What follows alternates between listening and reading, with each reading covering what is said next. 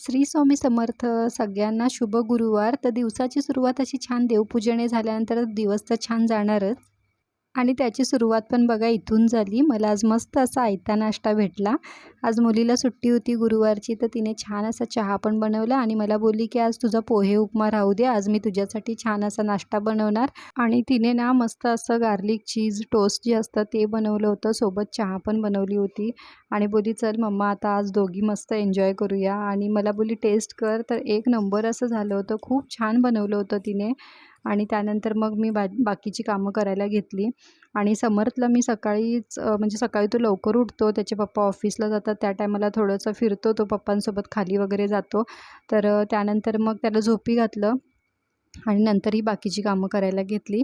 पहिला तर मी खूप दिवस झालं माझं मसाल्याच्या डब्यामध्ये थोडे मसाले होते आणि तो बघूनच म्हणजे एकदम हे होत होतं की कधी मी ह्याला साफ करू आणि मस्त सगळे मसाले भरून ठेवू. कारण मसाल्याचा डबा जर छान असा भरलेला असेल ना, तर जेवण बनवायला पण मला मजा येते. हे माझं म्हणजे वैयक्तिक मत आहे. तुम्हाला काय वाटतं ते पण मला कमेंटमध्ये सांगा नक्की.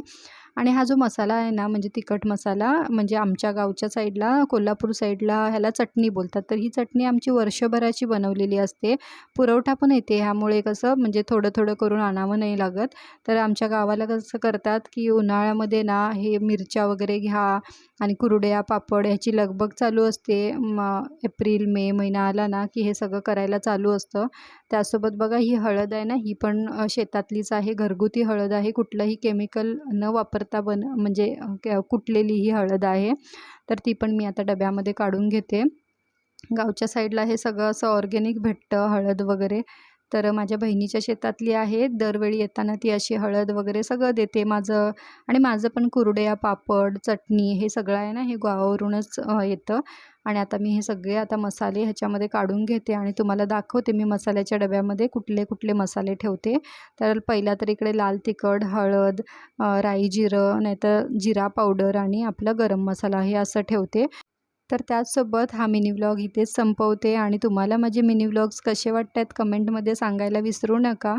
असेच नवीन मिनी व्लॉग्स बघण्यासाठी माझ्या चॅनेलला सबस्क्राईब करा. चला तर आता भेटू आपण नेक्स्ट व्हिडिओमध्ये. बाय.